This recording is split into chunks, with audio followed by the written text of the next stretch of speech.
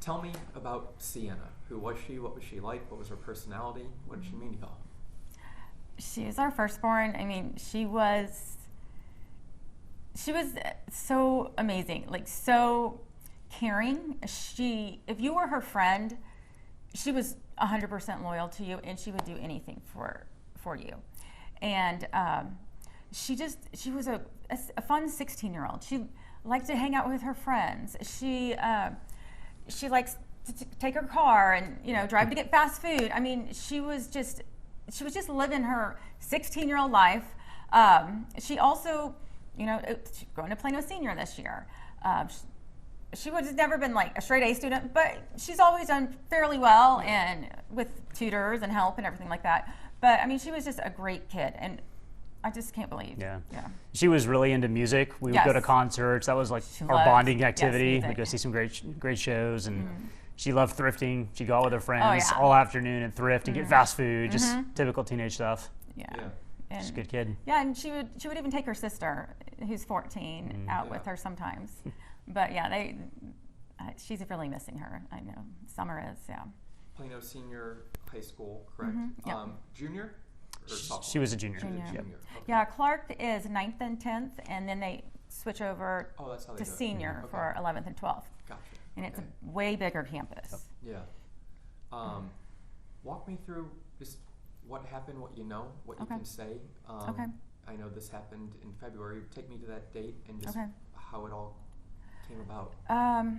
So she was here with a friend, just like any other weekend. Spend the night at her friend's house. Usually spend the night at our house one weekend, like every Friday or Saturday. It was a 3-day weekend, so they got an extra day.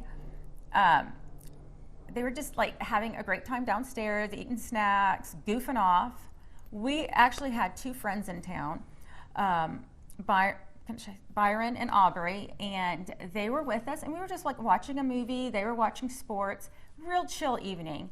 I had to ask Sienna a question, and so I walked up to her room, knocked on the door. She didn't answer. Opened the door, and I found her and her friend laying on the bed. Her friend was making this weird gurgling noise, and I saw Sienna, and she was just so pale. Her lips were already turning blue. I immediately said, call 911, call 911. I jumped over her friend. I tried to do a couple compressions on the bed, and it wasn't working, so I picked her up, put her on the floor, and I just started doing CPR. Just doing CPRs. I mean, I just kept on doing it, and I checked her pulse, and there was no pulse, and I kept on. It seemed like it took an hour or longer for the EMS to come and help us. While I was doing CPR on Sienna, our friends Byron and Aubrey, which Aubrey is a trained EMT, lifted her friend off the bed, put her down, and started just yelling at her, wake up, wake up, as I'm yelling at Sienna, and she was doing CPR. When the EMTs finally got there, by the way, they were there very quickly. They were. It seemed like a long time. It seemed like a long time for me, but I mean, because I kept on saying, she's not moving. We're like smacking her. We're like just nothing. We're yelling at her. She's not doing anything. And when they get there, they quickly move Ryan and I downstairs.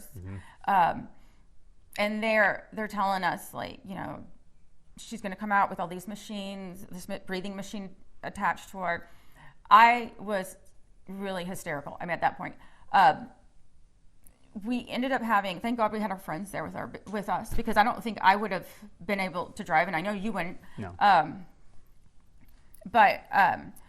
So we end up going to Children's Hospital here in Plano, and when we get there, she's still attached to the breathing machine, but they had stopped it.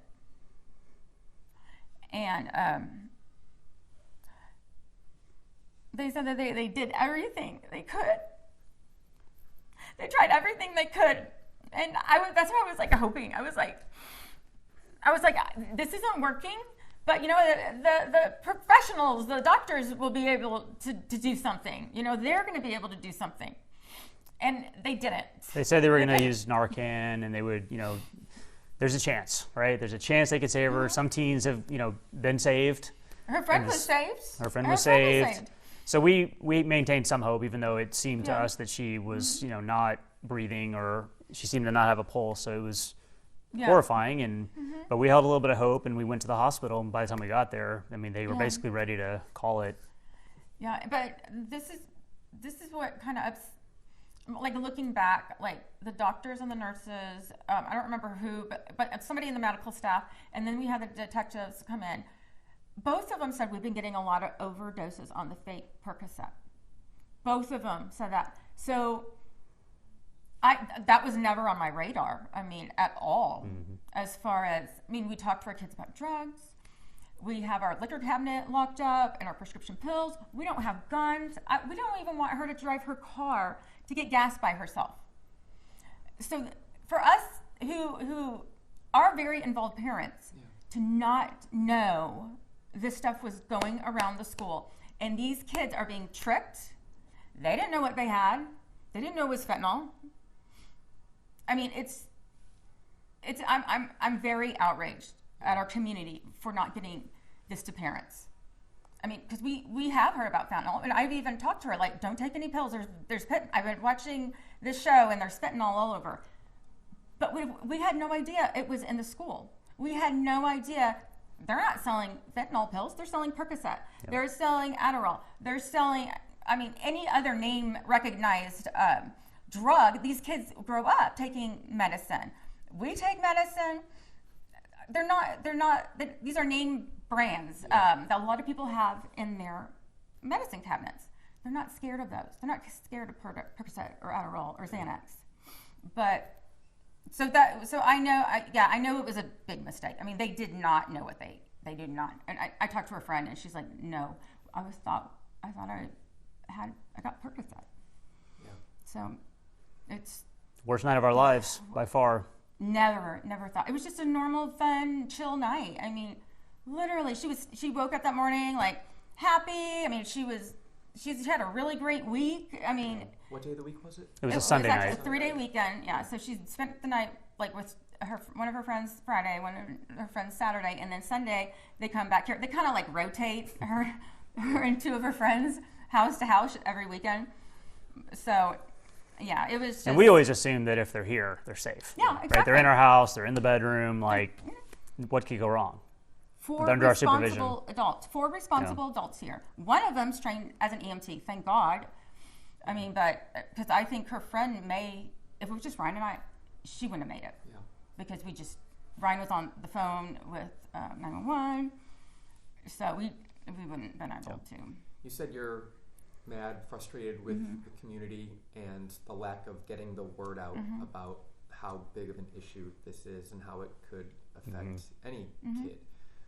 Now that you've experienced just a situation so dark and so heartbreaking, what do you want the community that you're talking about to know, and what do you want parents to know who could be watching this who may have never had that mindset that this could happen to their child? Well, I want them to know it can happen to you. It can happen in your house with you downstairs just doing what you're doing. There's no they're just normal kids. They don't look like druggies. I mean, we moved to a nice neighborhood so we can go to good schools. So we can raise responsible teens. We tried to do everything for her. She was a Girl Scout. I was a Girl Scout leader. Any kind of like tutoring, or if she wanted to try this class or that class, we made sure she got there. This isn't because, and of course, I felt like I failed as a mother because I'm a stay-at-home mom. I quit my career so I could be involved with my kids. We were involved. We were here. What I want parents to know is talk to your kids. I mean, this week or last week or 3 weeks ago, it was Percocet. Next week, it could be Adderall. The week after that, there's already marijuana-laced weed reports. Fentanyl-laced weed. Fentanyl, yeah, thank you. But I'm like, it can come in any form. So you really need to talk to your kids about, there's all of this prescription medication, but it's not. Yeah. So use the brand names. And this is what I want from the school and the community. They knew at the hospital, a lot of people were coming in, overdosing or being poisoned. They're being poisoned on these fake Percocets. So, I mean, why didn't we know? This is what I want to know, is when the medical community and the police, once they start seeing a fake Xanax or whatever, we need to know. And in fact, the kids need to know first, because they're it's in their schools. It's being sold in their schools. Yeah, we think that there's a lot of information that's being collected by the police and the hospitals and maybe even doctors, school people, that is not really getting rolled out to the community fast enough. And it's not enough to just say fentanyl's dangerous, drugs are bad. You have to say specifically, this is what's going around right now, and tomorrow it might be something different. And the kids don't know it, the parents don't know it, and because of that, kids are overdosing and dying in many cases because they're poisoned. And these are good kids. I mean, her and her friend, the nicest kids, so sweet. Her mom, also very involved in her life. Yeah. It's not for lack of parenting, it's just lack of knowledge. And I don't know how we can change that, but Ryan and I just met with a mom who lost her daughter 2 years ago. Skylar. And she went to Plano Senior. It was right after she graduated. She got a hold of something that she thought, I think it was Xanax, and she took half of it. That was it. She died. And so that tells me, and I don't know if there was somebody before her, for 2 years, this has been happening. At least. Why don't we know it? And then, of course, there's all the people that survive. And if you're a 13, 14, 15-year-old, 16-year-old survivor, you might have an addiction now. That's how strong this stuff is. It's 50 times more addictive and stronger than heroin. You ask any of our kids, any of our friends, would you guys ever do heroin? Would you guys do meth? Would you do fentanyl? They would say no. Of course not. They would say no. They have no idea. We can't do that. That's crazy. Yeah. We have a future. We're going to college. We're going to hang out with our friends next week, and we're not going to chance that. They would never do it, and it's a lack of education. I think the other thing that I think parents and teachers and other adults need to know is that things have changed in the last couple of decades. When you grew up and you were afraid of heroin and methamphetamines and cocaine, back in those days, people survived all the time. They made mistakes and, they could recover from it. Maybe they go to rehab or whatever. Yeah. Nowadays, you make one mistake and take the wrong pill, it's over. There's no learning from that. There's no second chances. Coming back. And kids are impulsive. They are, a lot of times they want to please and fit in. Risk takers. They trust their friends. Yeah, because especially when you're 16, it's normal for your friends to be the most important things to you. Yeah. You know what I'm saying? You feel invincible when you're 16. Absolutely. Yep. You're wired to take risks. And the drug cartels are taking advantage of that. As far as Sienna goes, what do you want people to remember her by? Because I know you guys are wanting to make sure that her name is connected to this in hopes of it, in hoping that it helps save someone else. But at the same time, we know that this was one action that happened at the end of her life, and she had 16 years of a beautiful life with a great family. What do you want her legacy beside this? What do you want people to remember her by? I mean, what she wanted to do when she went to college, she wanted to help, because she saw a lot of depressed, anxious kids. She wanted to help them. She wanted to go into counseling. She wanted to be able to talk to them. And a lot of her friends have come over. They actually come over. We have another group coming over tonight, and they tell me that Sienna helped them through a hard time. She didn't judge. She always tried to lift them up when they were having a bad day. She was a good kid. She was caring. She was beautiful. She had a bright future. And because of some drug dealers selling or giving away, sometimes they give them away, and targeting teenagers, she's not with us anymore. No. We had vacation plans. We had spring break plans. We have Easter plans. We were looking forward to her being adult and experiencing many years of happiness that were stolen from us. And she was just a great daughter. I mean, you have no idea that you could lose them. It's always out there. It's a possibility, but you don't think about it. If you're keeping them safe and you're doing the right stuff, you're always thinking about the future. I guess the other message I would say is we're so thankful for all the memories we have, the videos, the vacations we went on. So that would be another message that I would give to parents is like, treasure them. They may not be there forever. And also make sure you have Narcan in your first aid kit.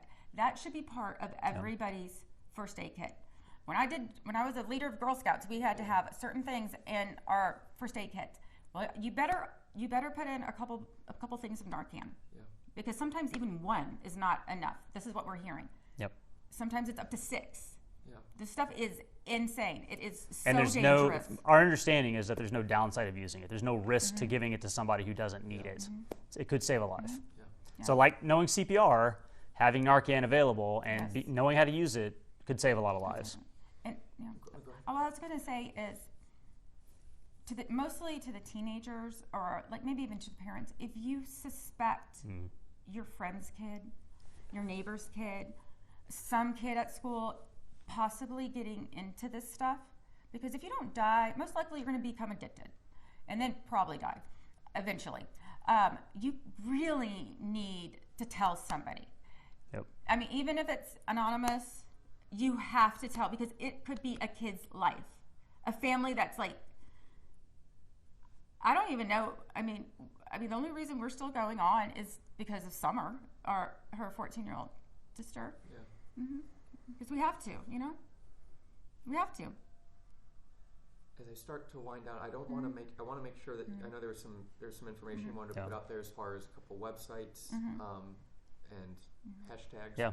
I'll let you do that. Yeah, I mean, I'd say, so we've been exploring everything that's out there, doing a ton of research, talking to lots of groups, and what we're finding is a lot of parents, way more than we expected, have had kids die or overdose and live, many of whom they don't want to come forward and be public with their story for obvious, for understandable reasons. But many of them have written to their congresspeople, or they've, put their story out there, but they're grassroots. They don't know how to navigate the system. They don't know how to lobby, representatives of Congress. So what we're doing is we're trying to ally with some organizations that actually know how to do that, and are, groups of parents who want to get together to make a difference. So the one that we really recommend is called Texas Against Fentanyl, or TXAF.org. Okay. That website, you can donate there. They're actually trying to get a bill through the state house right now called Tucker's Bill, based on their child who died, to mandate education in schools. Yeah. We strongly support that. We set up a website for Sienna just to have the story and a place to donate for people that want to help. And it's called siennasstory.org. And what's the other one? Some of her friends' moms cheer moms have put together a vigil, and that's on the 16th outside of where she went to elementary school, Matthews, which is here in the neighborhood. Yeah. They're using that park, and hopefully during that we can start like educating the public. We can start going around. We have like one pill can kill, but actually it could be anything. They're putting it into vape cartridges now. I mean, marijuana. It's just. And one other thing, but there are non-government or local government organizations that are trying to do things. The Plano Police Department is about to do a fentanyl awareness thing coming up soon. And the Plano ISD Counseling Department is doing something here in about a week as well. So there's things happening, and we're going to be out there. We're going to try to like amplify the message. But the other thing I would ask people to do is just spread the word. Not everybody's watching the news. We didn't always watch it. We might have caught something that saved Sienna's life, but spread the word. This is something I every day I talk to a parent who's like, I had no idea this was going on. And these are educated, smart, successful people who are like, active I'm busy. Kids, I didn't know that. Life, I didn't know it was this dangerous. So spread the word out there using social media. That's what it's so good for. And we have all the resources on that website that I mentioned. They have sample flyers and posts and TikTok videos and all this kind of stuff. But we've got to get to the kids. We've got to find ways to educate them as to this, because right now I think a lot of times they tend to just it's adults talking, but this is stuff that they will care about when they realize they might die or their friends might die. Is there anything else you guys want to add before I let you go? Just an open mic.